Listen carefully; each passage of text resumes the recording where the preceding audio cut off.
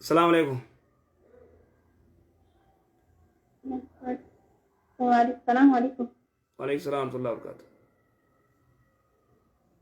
هذا جاكي كذا. أيه. جاكي سيا تكفى واي أكارا في أبادي. أكادا في أبا أيه. Fakkeenyaaf aadaa fi abbaan keessatti wal bira jiraachuu baatan ani jarawaati jira. Uumaan deebiseen ta'uu walii yoo abbaa keessatti jiran fakkeenyaaf waa'ee arsuu مي أس يو أبا خيتيف أتيما بيارا باجرت أبان كيتيف أمان تي بكتكا ولي نجرن أمان تي وان سنجت يو أبا خيتيف وإرجتي ربي سياركو سنجت كسي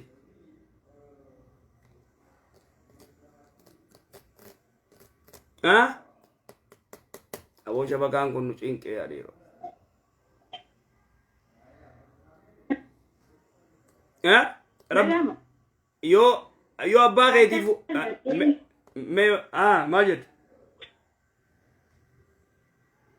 Ummaan fakkeenyaaf aannan biyyaarabaatiin jira abbaa keessa yoo kawaayee bituuf taate asinar gurra biyyaartuu naan jette kanarratti isaan lamaan waaqan namaa qabanii sariyaa keessatti akkamitti ilaala.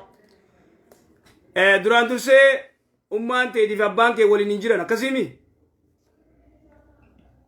walli ani wajjumaan jiran turanii wallolanii inni jaartii biraa fuutee osuma wallolii jaartii biraa fuutee jaartii biraa jira sababa saniif jaartee akkasumaan. aya tanaafuu yoo abbaa keetii waa ergite rabbi si haa arguu siin jette amrun ajiib dabbe ajaa'ibaati duraan dursee wanni jiru wanni waan kana fidu irra guddaa wallaalummaa gartee kitaaba rabbii keeysatti abbaan kee akkasirraa qabaachuu ayyoon beekuu dhabu sigalee akkuma gartee ati isiin akkasirraa qabdutti abbaan keetis akkasirraa qaba immoo ummaantee yoo gartee abbaa keetiif waa ergite rabbi si haa arguu siin jette asirratti wanni jiru ati haqa isaan lachuu eeguun sirratti dirqama waajib haqa ayyoo teetii eeguun haqa abbaa keetii eeguun kuni maal garsiisa laa xaa'ata limakhluuqin fi maasiyati ilkhaaliq hadiisa gartee riwaayaa imaam muhammad laa xaa'ata limakhluuqin fi maasiyati ilkhaaliq abbaa keetii jallachuun maasiyaa dhorga rabbiin gartee si dhorke abbaan kee odoo gartee na ergisiin jahu na gargaarisiin jahu telefoona irra cufu abbaa keetiin gartee waa takka erguu dhabuun haqa inni sirraa qabu balleeysuun rabbiin siin ayyamne وقضى ربك ألا تعبدوا إلا إياه وبالوالدين إحسانا جاء ربك إذن طلت أولا هذاس أباس تنافو آيون تي وسيتم غرغاري واني سين جت لا طاعة لمخلوق امري غرتي مخلوقا غورون انتاتو دلي رب وار ربي نرام غوررت تيغلو جرا فكينيا ابا من خيتي امري ابا من خيتي غوري سين جت شريان ابا من خيتي وان ني سين جي نرغي سامي ابا من خيتي غودوتي غرتي اكاسر راقب وان ابا من خيتي سين جي غوري سين جت شريان غافا مو ابا من خيتي ريفين سبنا ديم سينجي خوفو فدو ديم يوجي لا طاعة لمخلوق في معصية الخالق ديلي ربي رتي امري جار سخيتي قدون سرتي حرامي يجو تنافو اباخي اسی گرگاری اماتي تلي گرگاری واني سينجت گرتي واتكاو اكس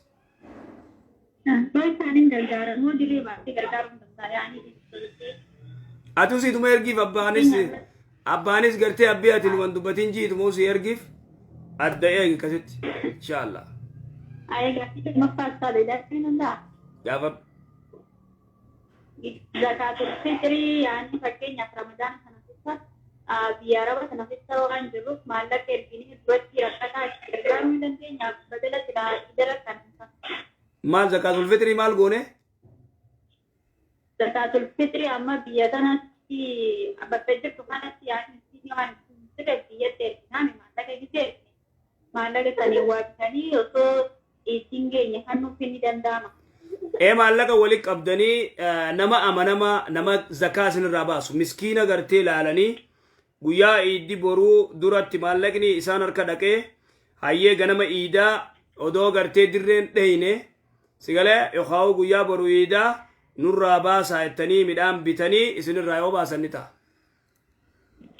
مالي صومنا كيسان دندامو صومنا كيسا غنا زكاة الفطر غنا انتو ومان تنا زكاة الفطر ما مسكينة جرا يعني زكاة الفطر ما باسون انتو اي غلطو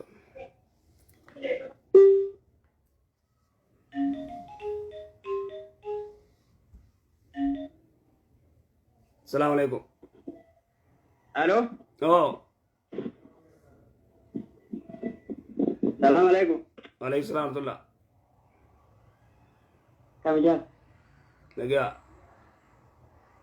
ya gabi tekan kaba bakanya ba oso so manni kadian so tajitu so manni kayo surat be so mana duatan kaja kabaru ninten kartu yani kame gabi terana di qadaa gartee soomana kaanii odoo sirra jiru odoo gartee qadaan kafalin soomanni kaan hanga sirra dhufu eeguun uzriin alatti dili shari'atti dhorka waan isin jedhu dhageeffadhu qojollatti soomana bara deengaddaa qadaa sirra jira 5 sirra jiraate 7 jiraate 10 jiraate odoo soomannin dhufne duratti daftee kafaluu qabda sigalee uzriin maletti namni soomana kaaniin eegee dili toobachuu qaba namni kun takka yoommoo akkasitti sirra dhufe soomanni kaan yoo dhufe gartee kaamma dhufe kana soomanteeti qadaa kaan gizee soomanni kun bee 10 5 kasirra jiru kafaltaa jechuudha akkasi amma si galtee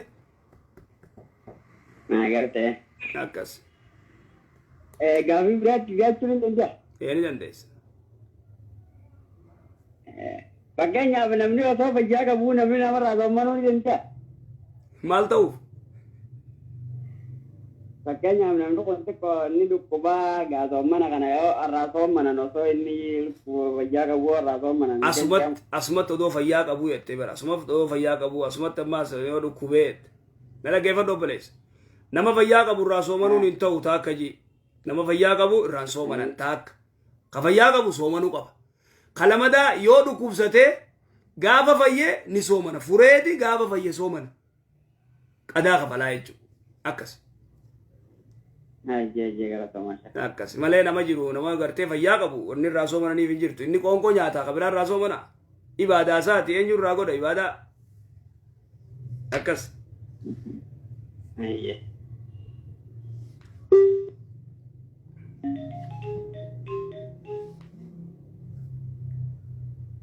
السلام عليكم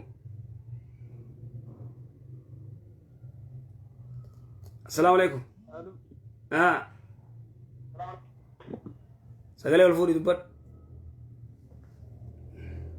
عليكم السلام ورحمة الله نور دافي جواب توني تسان تبا أيه دافي كم شمراتي دافي شمراتي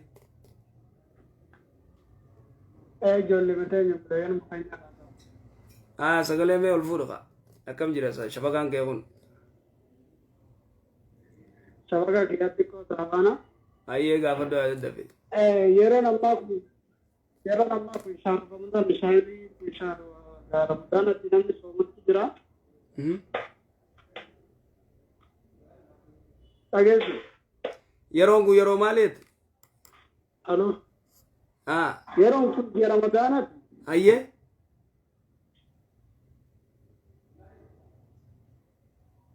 شهر رمضان تسوما جرا أيه أما أما كنا سلام تجاهدا كم أيه سين سين يلا كيسي كده بر عادة ثاني كنا كيسة تام خالص فكين في خالص فرق جين يدكت رادية بأمو برجل رمضان بجاد وبرسوا بين الدنيا يعني أيه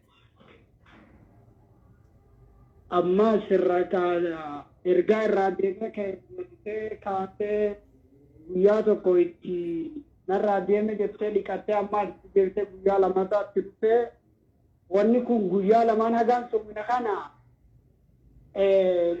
akkamittiin laalaa guyyaa lamaan soomina kana erga san gaaddiraa irratti soomina deebee guyyaa lamaan hagaan soomina kana turii kanaan narra jiratti hin beekamoo irraa agartee narra jirutti hin beekaayi. Naan dhaggeeffadhu silaa dubbii dhiigaa dubartummaan dhuftee gaafatte silaa amma gaafiin isii gaafadha ammaan gaafii hoon si gaafadha ati naa deebisuu hin dandeessu. Maaliif dhiini sitti hin jiru Gaafii ammaati na gaafate tun dubartiin teenya jechuun jirta ammaati. Shamar na dhaggeeffadhu. Isii warra shabaka kanan fayyadamu dhugaadhaa ebbile. Na dhaggeeffadhu. Na dhaggeeffadhu. Akii dabbileetti matiyyaa ammoo isii shabaka kanan fayyadamu. Wanti ta'e isii shabakaan fayyadamu dabbileetti matiyyaa. Beeke. Akka kanatti natti jira har'a ramadaana tureeti. Egaa ramadaanatti hin jira turni natti fee dhiqadhee ammoo ergaan dhiqadhee haynarraa deemee salaata kiyyaa fi soomanatti deebee ganama lafa kanan ifirratti argee jirta yoo soomanicha. Haa waan isiin ifirraa agarsiisan ni beektaati. Obsi obsi. Obsi obsi. Waan isiin ifirraa agarsiisan ni beektaati. Waan isiin ifirratti agarsiisan ni beektaa. Gaafii si gaafadha. Isiin gaaturii. Kan turri kuri agartee daraara makana kabirratti fudhatu baamaan turri naan jette wanni kun aadama. Laal kuno tanaafis siin jaaban. Laal dhaggeeffadhu dhaggeeffadhu. Dhaggeeffadhu karaa gabaabaa. Itti himteeti irraa deebistaa si deebistaaf tanaafin faaxeen diinitti jiru haa dhuftu wanni ni siin ja'uuf tanaaf. Laal amma waan gootu fakkeenyaa dubartii takka irraa dhaabbata. Diinitti dhufe. Diinitti dhufeeti irraa dhaabbata. Wayitarraa dhaabbate akkaataa lamatti irraa dhaabbata. Dubartii garii wayitarraa dhaabbachuu deemu irraa dhaabbatee guutuu dhaabbate jibrii bukkee fuutee qaamasii saalaa keessa wayitaneetu gizee gabbaaftu waan akka bishaanii ba'a bishaan qulqulluu ba'a gizee amma maali xaaratte jaamaa qaama irraa dhaabbate jaamaa qaamasii dhiqatti takka dubartii lamadaa immoo tagarii qaamni saalaa isii guututti irraa goggogee irraa dhaabbata wayita kana qaama dhiqatti. Dhiini irraa dhaabbate jechuudha. Qaama sii eega dhiqatte booda soomanatti hiiti haa jennu. Arra xaharattee qaama sii dhiqattee salaata sii eegaltee soomana sii soomantee guyyaa lamadaa katti dhufu kun ka akkamii beekuu qabda. Beekuu qabdi isiin. Takka diimaa qulqulluutti dhufe moo waan akka booruutti dhufe moo waan akka tortora gartee biyyee fakkaatuutti dhufe moo beekamuu qaba kun. Yoo akkanaatti dhufe yoo akka booruu tortoritti dhufe heeydiin ja'amu ustee gartee salaata sii salaatti soomana sii soomanti abbaa manaa yoo qabaattees galgala hojjiraaf. Takka yoommoo diimaa qulqulluu yoo taate immoo diimaa qulqulluu yoo itti dhufu taate dhiiga mustahaadaa ja'amaa kunillee salaatan dhoorku soomanan dhoorku waan takkan dhoorku tatawadda'u likulli salaata cufarratti uduwa waan duraa balleessuuf ni uduwatti. Uduwattee salaatu qabdi. Tanaafiin gartee akkasiin jee. Ammas galtee akkasi gaafadhu akkana deebisii fayyee. Ayyee galatoomaa anis waan irraa sodaatu tokko hin qabu. Eegamaa irraa sodaatu. Akkuma mana gaafa gaafattee yaani sharii tokkii irraa fudhee waan hin danda'u gaafa dara kun qabachiisu. Akkas yoommoo laaladhu yoommoo narraa dhaabbatee ettee isiin jerjertee gurraachi. Kashuruuf kaawusan karraa yaa'u taate heeydii keessa jirti dhaabbadhu jettaan akkas odoo gartee irraan dhaabbatin qaama dhiqachuuf hammala gurraachisan ka gizee gartee saafaarra teessu jettaan laal saafaarra bishaan saafan neeyxee irra gizee teessu dhab gizeen irra jee gurraachi useetta yoo diimaa ta'e immoo uguta ka booreessee akka nama gartee foon dhiqee foon gizee dhiqan akkam bishaan maal ta'a ni booro'aami booro'ee akka konni ta'ami. Akkas jechuudha. Gurra si calawu. Si galteemi? Ayyee barakallahu fiik. Nageet.